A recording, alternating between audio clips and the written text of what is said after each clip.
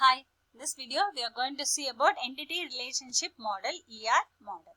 So entity relationship data model consists of a collection of basic objects called entities and of relationship among these entities. The primary purpose of this is to show the relationship between various data objects. The object relationship pair can be graphically represented by a diagram called entity relationship diagram, ERD. It was originally proposed by Peter Chen for the design of relational database systems. An entity is a thing or object in real world that is distinguishable from other objects. It is actually similar to a record in a programming language with attributes. Okay, it is drawn as a rectangle. A relationship is an association among several entities. Relationship may have attributes and cardinality. It's drawn as a diamond. Attribute. It's drawn as ellipse, similar to the record fields in a programming language. Each attribute has a set of permitted values called the domain. So these are the symbols.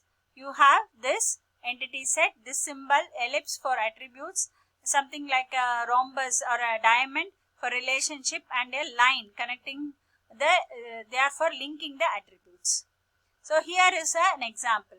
Customer is an entity, account is an entity drawn with rectangles. These are linked, these two entities, the relationship is deposit, and that's why this is in the form of a diamond.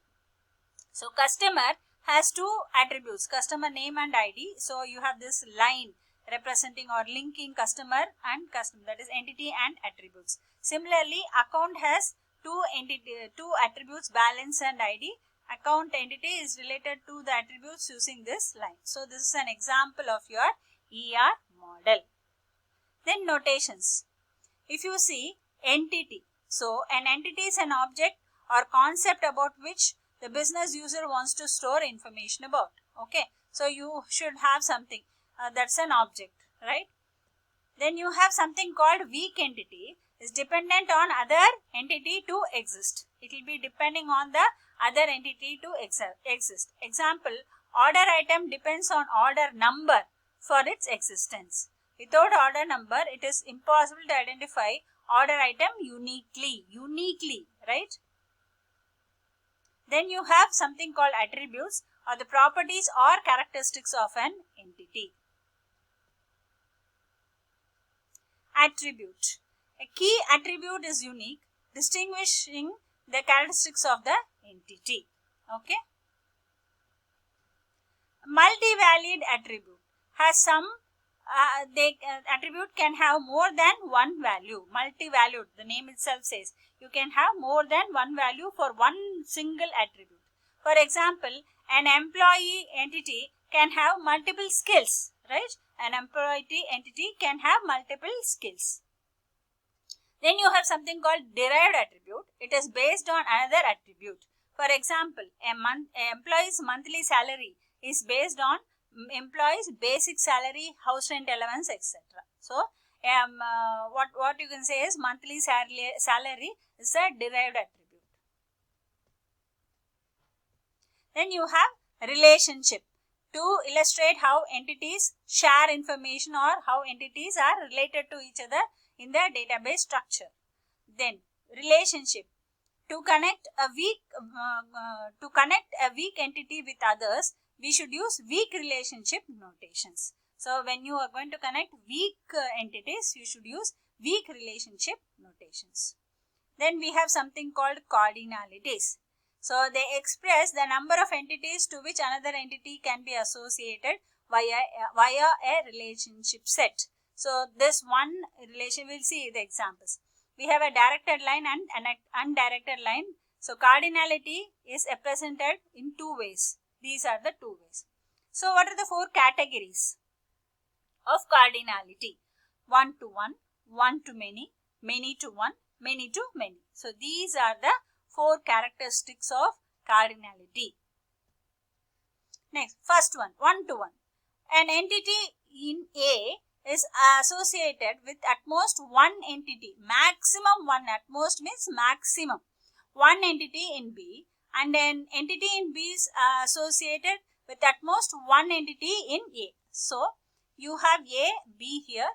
You have entities related to one entity. A entity is with B. So, this is how it goes. So, a customer with single account at a given branch is shown by one-to-one relationship. Okay, customer, account, you have depositor. So, this is actually a one-to-one relationship. Then one-to-many. An entity in A is associated with a number of entities, 0 or more than 1 in B. Okay, but an entity in B, however, can be associated with only one. So, that is why one-to-many. One-to-many. So, from A to B, it is one-to-many. One can be associated with many. One can be associated with many, but vice versa, it is not there. Only one. Okay. So, a customer having two accounts at a given branch is shown by one-to-many relationship. Okay. Customer, account. So, here if you see, there is no arrow. So, to show that it is one-to-many relationship. Many-to-one. Okay. An entity in A is associated with at most one entity in B, and an entity in B can be associated with a number of entities in A. So, this is the inverse of the previous cardinality. Okay. From A to B it is 1, but from B to A it can be many. So, many employees work for a company. This relationship is shown by many-to-one as given below. Employee works for, see the arrow is this side. Okay. Company. Company and employees are entities. This is a relationship. They are connected. So, here it is many-to-one. You have many-to-many also, where you can say that A and B, many from A are connected to many in B, many from B are connected to many in A. That's also there. Okay. Now, advantages of your ER model. It is simple to design. Visual representation is there. Easy conversion. So, conceptually, creating ER model is very simple when one knows the various types of entities, attributes and relationship among them. So, the model gives us a clear graphical and diagrammatic representation of various entities, attributes and relationships. Okay. So, once you know all this, you can design it and you get a beautiful visual representation. Easy conversion. Converting ER model to tables is very simple, and it can be easily converted to other hierarchical model, network model or relationship model, which we have seen in our previous videos. So, disadvantage, limited specification. Using ER model, only binary relationships can be represented. Thus, model represents minimum specification. For high level design. So, this model is mainly popularly used for high level designs and no industry standards. There is no industry standard notation for developing an ER